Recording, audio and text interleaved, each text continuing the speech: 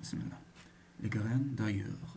Standifer trouva les graines le lendemain du jour où le météore était tombé sur la colline dominant son cottage. Ce soir-là, il avait été assis dans l'obscurité parfumée de son petit jardin quand il avait aperçu un éclair de lumière verticale et entendu le sifflement et l'écrasement de ce visiteur tombé des espaces intersidéraux. De toute la nuit, il n'avait pu fermer l'œil, attendant le matin avec impatience afin de pouvoir chercher et examiner le météore. Standifer ne savait pas grand-chose des météores, car il n'était pas un savant. C'est un peintre dont les toiles étaient exposées dans de nombreux musées de grandes villes, où elles étaient admirées par des connaisseurs qui en parlaient en termes appropriés et grandiloquents. Standifer avait fini par se lasser de ces gens et de leur ville et s'était réfugié dans ce petit cottage isolé pour y peindre et y rêver. Ce n'était pas les villes ni les gens que Standifer aimait peindre, mais la verdure et la vie de la terre qu'il aimait si profondément. Il n'y avait pas une plante, pas un arbre dans le bois ou les champs qu'il ne connaissait pas.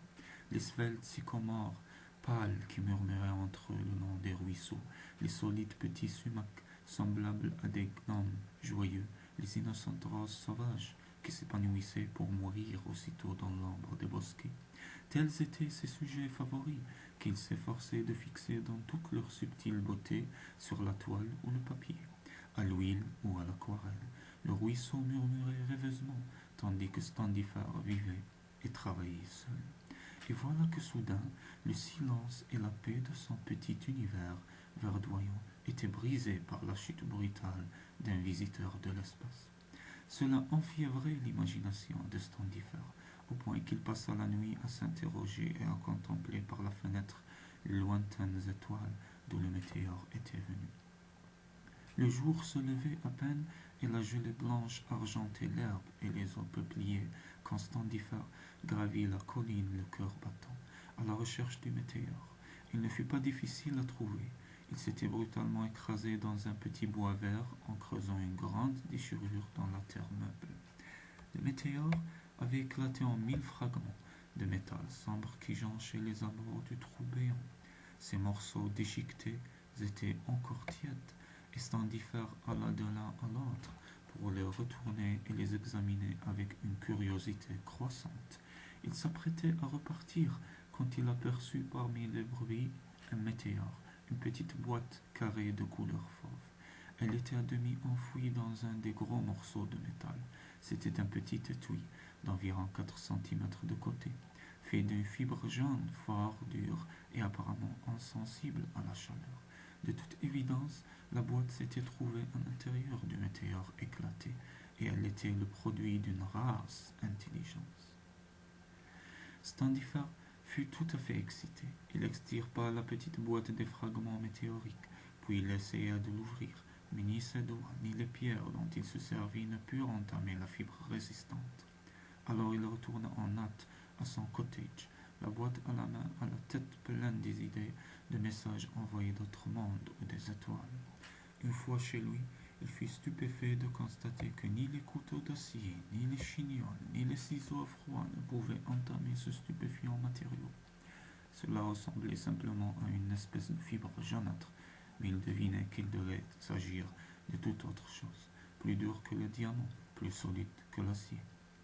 Plusieurs heures s'écoulèrent avant qu'il ait l'idée de reverser de l'eau sur cette énigmatique boîte. Alors, aussitôt, le matériau fibreux s'amollit. De toute évidence, il avait été créé pour résister à la fantastique chaleur et au choc d'un atterrissage sur un autre monde, mais aussi pour se ramollir et s'ouvrir au contact d'un terrain tiède et moite. Avec précaution, Standifer ouvrit l'étui devenu soupe, et puis, avec perplexité, il contempla ce qu'il contenait. En fronçant les sourcils, il n'y avait rien d'autre à l'intérieur que de graines brunes desséchées, longues d'environ 2 centimètres. Il fut désappointé. Il s'était attendu à découvrir un message, peut-être même un petit modèle réduit de machine. Cependant, au bout d'un moment, son intérêt se réveilla, car il lui vint à l'idée qu'il ne pouvait s'agir de graines ordinaires que des habitants d'une autre planète tentaient de semer ailleurs dans l'univers. Il planta donc ses graines dans un carré soigneusement bêché, de son jardin, à environ 3 mètres d'écart, après quoi tous les jours il les arrosa et observa scrupuleusement, attendant avec impatience de voir quelles étranges plantes allaient surgir de terre. Son intérêt était si grand qu'il en oublia ses toiles inachevées et le travail qu'il avait amené à rechercher le calme et l'isolement de ces paisibles collines. Cependant, il ne parla à personne de son étrange découverte, car il craignait des savants surexcités ne viennent prendre ses graines pour les étudier et les disséquer. Au bout de 2 semaines, il fut ravi de voir les premières pousses vert foncé apparaître à l'endroit où il avait planté les 2 graines. Elles ressemblaient à de petits bâtons verts rigides et ne parurent pas tellement insolites à Standifer. Il continua pourtant de les arroser avec soin et d'attendre leur développement. Les 2 pousses croissaient vite et un mois elles étaient devenues de hauts piliers verts de près de 2 mètres, couverts d'une espèce de fourreau serré de sépales. Ils étaient un peu plus épais au milieu qu'à la base et au sommet, et d'un vert plus pâle. Ces plantes ne ressemblaient à aucune autre qu'il eût jamais vue. Standifer constata bientôt que les sépales des fourreaux commençaient à se déplier et s'écarter de la cime des plantes. Il attendit le cœur battant leur développement futur. Et tous les soirs, avant de se coucher, il allait contempler les plantes, et tous les matins à son réveil, c'était vers elles qu'il se précipitait. Finalement, un matin de juin, il découvrit que les sépales s'étaient suffisamment dépilés pour lui permettre de voir le sommet de la plante qu'ils avaient enveloppée. Alors, durant de longues minutes, il regarda pétrifié l'étrange merveille que le déploiement des sépales commençait à révéler. Car en s'écartant du sommet, ils avaient mis à jour ce qui ressemblait étrangement à 2 têtes humaines. C'était comme si 2 personnes avaient été enfermées dans ces fourreaux verts, 2 êtres dont les cheveux devenaient visibles, semblables à de légers fils verts, d'aspect plus animal que végétal. Standifer passa cette journée dans un état proche du vertige. Il était presque tenté d'aller déplier de force les sépales tant était vive sa curiosité, mais il se retint et attendit. Les jours suivants, ils lui apportèrent la confirmation de ses ahurissants soupçons. Les sépales des 2 plantes s'étaient à présent complètement dépliés. À l'intérieur de la première, il y avait un homme végétal vert, et dans l'autre, une fille. Leurs corps étaient d'apparence étrangement humaine. Ils vivaient, ils respiraient, ils étaient formés avec des bras comme des vrilles et des jambes pareilles à des branches encore cachées dans les calices. Leur tête, leur visage étaient tout à fait humains, et leurs yeux aux iris verts vifs pouvaient voir. Standifer était fasciné par la plante fille, car elle était d'une beauté dépassant tous les rêves d'un artiste. Son svelte corps vert se dressait fièrement du fond du calice. Ses yeux verts brillants le voyaient, tandis qu'il se tenait près d'elle et elle leva les bras légers comme une vrille de vigne pour lui caresser doucement la joue. Il montait de son corps un doux bruissement de feuilles comme une voix cherchant à lui parler. Soudain, Standifer entendit derrière lui un bruissement plus sec. Furieux, il se retourna, c'était la plante homme, qui tenait sauvagement ses vrilles pour le saisir, les yeux brûlants de jalousie et de haine. Le peintre recula précipitamment. Les jours suivants, Standifer vécut comme dans un rêve, car il était tombé amoureux de la fine et scintillante fille fleur, et passait ses journées dans le jardin à la regarder dans les yeux, à écouter l'étrange bruissement par lequel elle s'exprimait.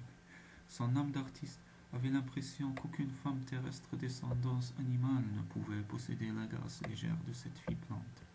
Il se tenait près d'elle, cherchant avec ferveur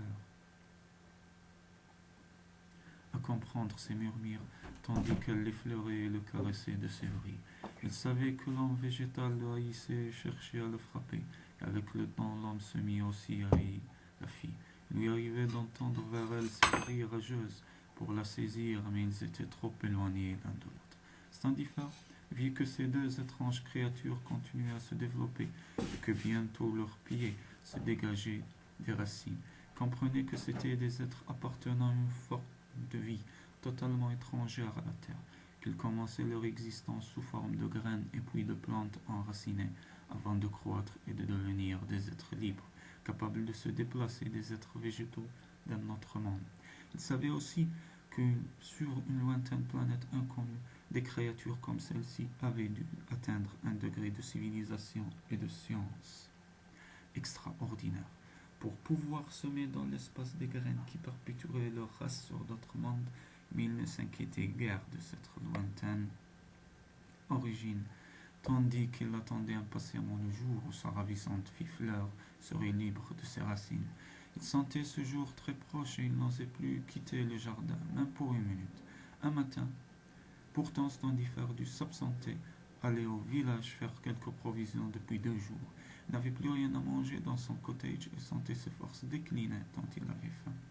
Il avait le cœur bien gros de devoir quitter même 1 heure ou 2 heures la plante, et il s'attarda encore pendant quelques minutes pour caresser ses légers cheveux verts, écouter son joyeux bruissement avant de partir. À son retour, il entendit dès qu'il entra dans le jardin un son qui glaça le sang dans ses veines. C'était la voix de la fille plante, un murmure de douleur atroce, annonciateur de terribles événements. Se précipita dans le jardin et ce qu'il vit le figea sur place. La fin de la croissance avait eu lieu en son absence. Les deux créatures s'étaient libérées de la racine, et dans sa jalousie et sa haine, la plante avait déchiqueté le corps vert et scintillant de la fille. Elle gisait à terre, ses vrilles encore faiblement agitées, tandis que l'homme la contemplait avec une satisfaction haineuse. Fou de rage et de douleur, Standifer s'empara d'une faux et courut dans le jardin. Il l'abattit à 2 reprises, avec une force terrible, et l'implante s'écroula mort, laissant échapper de ses blessures un sang vert foncé. Standifer jeta alors son arme et se précipita vers la fille fleur agonisante. Elle leva vers lui les grands yeux verts emplis de douleur, tandis que sa vie la quittait. Un bras léger semblable à une vrille se leva pour lui caresser la joue, et il entendit un dernier bruissement émanant de cette créature qu'il avait aimée, et qu'il avait aimée en dépit de l'abîme de temps et d'espace qui les séparait. Et puis elle mourut. Cela se passait il y a longtemps, et le jardin entourant le petit cottage est envahi par de mauvaises herbes et ne garde aucun souvenir de ces 2 étranges créatures venues d'ailleurs, qui crurent et vécurent et mourirent là. Standifer n'y habite plus, il vit très loin de ce lieu, dans le désert aride et brûlant de l'Arizona, car jamais depuis ce jour il n'a supporté la vue d'une plante verte et vivace.